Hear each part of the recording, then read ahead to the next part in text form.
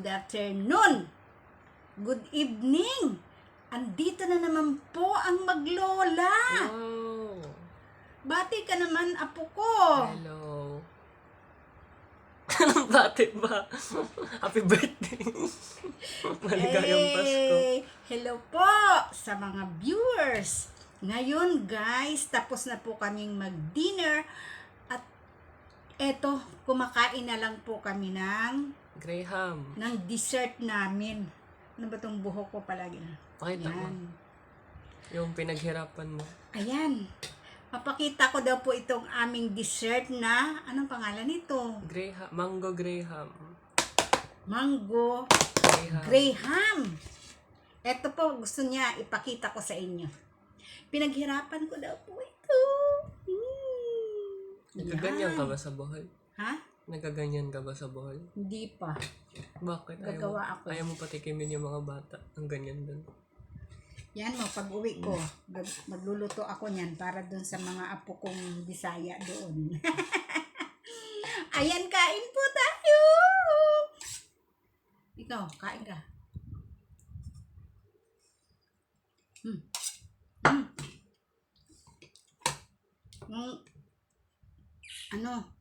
Naubos na tong isa eh. Ilang mangga yan? Ay, meron pa. Sabi mo wala na. Munti na lang. Meron pa pala eh. Dalawa po yung nagawa kong ganito, ang tawag dito na, Tupperware? dalawang Tupperware. Dalawang Jollibee. Dalawang Jollibee. Hindi namin dalawang Jollibee na ganito po. Kasi pag bumibili kami sa Jollibee, yung ganito pong hindi namin tinatapon kasi nga mapapakinabangan din. Katulad po ngayon, napakinabangan. Ayan, wow. Guys, kumusta po kayo? Ikaw, Nak, anong ginawa mo? Saan ka galing? Wala, labas-labas ulit. Pa-print ka, di ba? Dati ba uso ba print? Ha? Uso ba print natin? Dati uso ang print? Parang wala, naalala ko nung nag-aaral ako. Guys, tinanong niya po kung sabi niya, noon ba, dati ba, uso daw po ba ang print? Kasi nagpa-print siya kanina. Wala naman akong naalala na hindi pa naman, wala pa nung panahon namin, nung mga high school, elementary, ako. 1920? Tanda ko naman, hindi naman 1920, 70s. 70s? 70s, yan. Nung panahon ng 1970s, naku, nahahalata talaga yung edad ko. Sinabi mo na ba edad mo? Sinabi ko na. Nung 1970s, wala pa pong mga cellphone, mga internet na magpiprint-print, ganon. Wala pa. Mga, yan? Ang tawag dyan, internet. Wi-Fi. Saka ngayon? Yung computer, wala pa po. Kailan nang nagkaroon? Natatandaan ko nun yung nagmamakinilya na ganon sa munisipyo. Yung, Typewriter? Typewriter. Yun ang natatandaan ko noon. Yun. Kailan lang nagkaroon? Kailan yun naalala mo? Hindi ko na nga maalala kung kailan nagkaroon ng ganito na mga 80s? 80s? Ewan ko, hindi pa yata. Hindi. Mga 90s? Kailan nga ba nagkaroon, guys, ng Yung mga 2000? 2000 na ba ng mga ganyan, ng mga computer? Baka gano'n na nga po. Year 2000 na po. Ayan, ano bang, anak? Apo ko, year 2000 na. 2024 na. 2024 ngayon? Kumpara mo yung dati sa ngayon. Yung, Dati?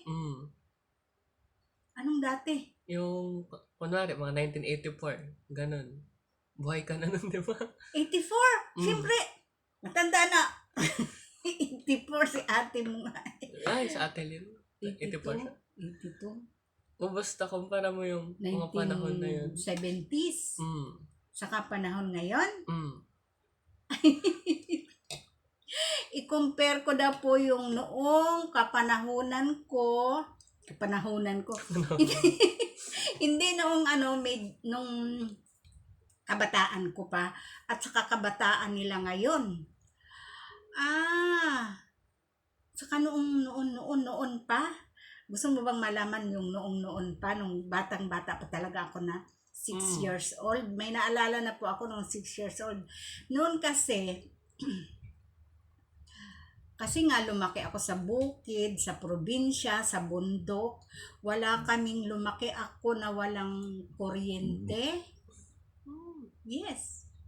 Walang tubig sa gripo, nag-iigib. Walang kuryente. At saka nung makakita lang ako ng sine at TV, ngayon ang mga bata, nako, alam na yung TV.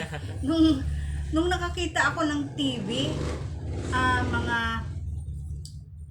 12 years old na ako. Ganon. Nakakapanood na ako ng TV dun sa Kasi nga, nasa bukid kami.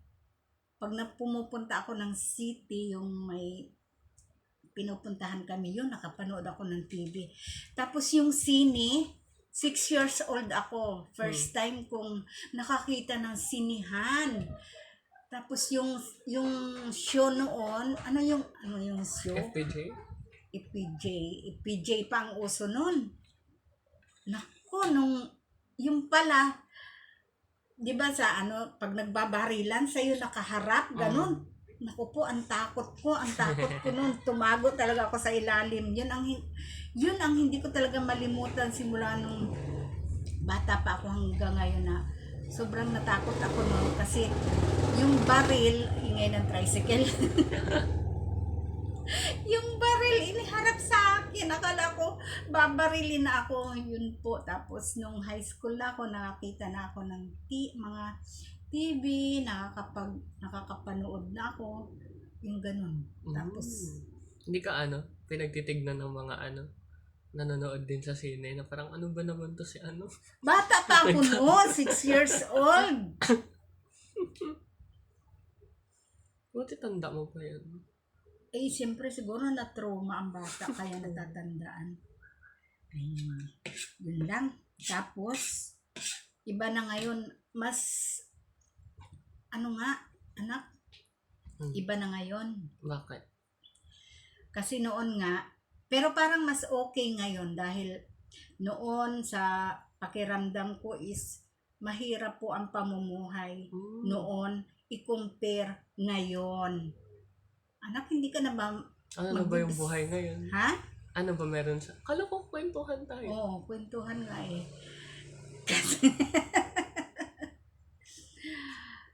Tapos yung ngayon, ayun, maganda na ngayon kasi nga yung improve na po yung probinsya na nalaki na doon ako na ipinanganak, na improve na po ngayon.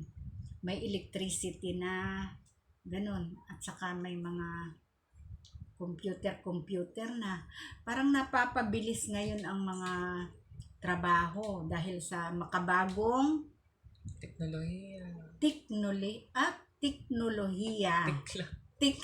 teknolohiya. At saka marami nang nakakapag-abroad. Tapos napapaganda nila na yan. Nakakatulong sila sa parents, sa mga pamilya. Inoon. Makapag-vlog ka ba? Dati? Wala. Nakakapag-vlog. Ngayon nga lang ito nauso itong vlog na to eh. Naisip mo ba na mag-vlog ka? Hindi rin. Hindi ko naman naisip na mag-vlog ako. Mga bata-bata ka pa na, pag matanda na ako, mag-vlog ako. Wala pa nga. Kailan lang ba naman yung internet? 2000 lang yata. Mga ganyan. Kailan ba nauso yung vlog? Anong year, anak? Ha? Ewan. Nauso na lang. Yan, nakiuso ang lola sa vlog. Hindi naman parang ano tawag doon? Souvenir ko lang itong vlog. Anong tawag doon? Remembrance? Tama naman. Souvenir. Yan, mapapanood ko nung vlog ko ito nung ganong buwan. Ito vlog ko nung nakatanggap ako ng gift. Vlog ko ito nung New Year. Ganon, di ba? Okay. Ano anak? Ano pa yung meron dati na wala na ngayon? Yung meron dati na wala ngayon? Namimiss Bisayain mo mo? nga. Hindi ka na gusto ko Bisaya na. Sabadiha. Yung Bisayain mo yung ano ngayon? Ano yung Meron dati. na wala meron na ngayon. dati, meron noon na wala ngayon. Bisayain mo nga. Hindi mo Ano naman yung tinuro meron noon na wala ngayon? Noon ngayon. 'Di ba? Ano yung meron noon na wala ngayon? Ano bang meron noon na wala ngayon? Hindi mo naman tinuro eh. Wala naman yata eh. Anong meron noon na wala ngayon? Buti pa siguro ang itanong mo, anong meron ngayon na wala noon? Hindi, meron naman din siguro. Ano? Yung mga Anong mga meron di na noon? ginagamit ng mga ano. I see! O Opo. mga ginagawa. Yung dati na di na Ayan. ginagawa ngayon. Tama. Ang galing ng apo ko. Nagdidiscover siya kung anong meron noon na wala ngayon. Tama. Noon is yung plancha. Yan, naisip agad ng lula. Yung plancha, yung iron, is yung bakal, nalalagyan mo ng uling. Ayaw mo na uli.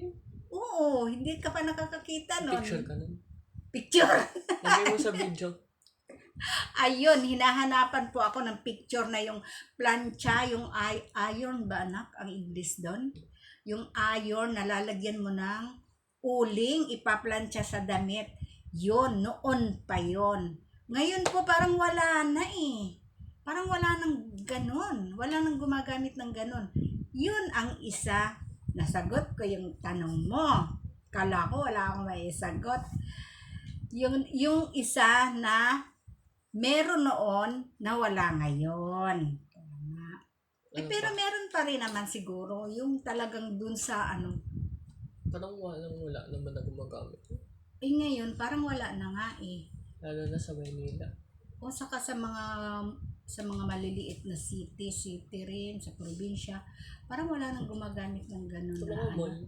Wala naman nagbebenta ng ganun. Wala na nga ako makita sa tindahan ng mga ganun eh, Sa mga Shopee. antique. Hahanapin ko yun guys, yung plancha na may lalagyan ng uling. Meron pa ba nun? Sa probinsya? Parang wala, pinagtatapon yata eh.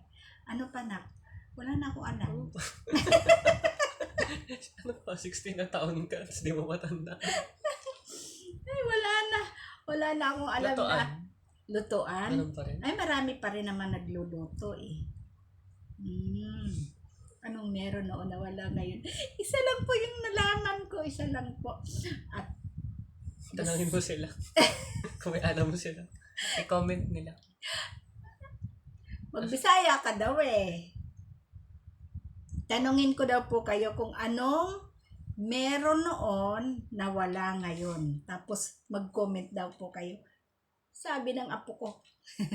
Ayan guys. Hanggang dito na lang po muna. Anong Bisaya nun? Saan? Ano meron no? Ano wala ngayon? Anong Bisaya noon? Anong Bisaya nung anong meron noon na wala ngayon? Is unsay naa sa una nga wala karon. Unsay naa sa Unsay una, naa sa una na wala karon. Ay, unsay naa sa una na wala karon. Yan. Okay, magpasalamat ka naman sa mga viewers. Daghan pa sa salamat. Daghang pasasalamat. Ano ba? Daghang salamat kaninyo sa panonood ng aming vlog ng apo ko. Maraming salamat po. At sa mga OFW, naway always ligtas po kayo dyan kung saan man kayo naroroon na sulok ng mundo. Sana po ilaging ligtas kayo sa pagtatrabaho at makauwi kayo ng masaya sa inyong pamilya. At sa mga Ano pa? Yung nasa ibang bansa. Mag-i-English ulit ako. Ano ba English yun? To my viewers. Ano? Tama. Please help me. Marunong ka To na. my viewers to other country, I would like to say hello and thank you again. At sa mga Bisaya na kababayan ko ulit, galit. At sa mga Bisaya na kababayan ko, kabangi pod in taon inyong lola. Uy! Oh, ano pa? Sa Batangas? Paulit-ulit, ay ganun rin talaga ang matanda na. Ay paulit-ulit, ay malilimutin na ay siya, ay ganyan talaga. Quezon ba? Walang ano? Quezon? Wala bang Quezon? wika? Ano? Tagalog. Pure Tagalog. Ayan, bye-bye po and God bless po sa ating lahat. Bye-bye.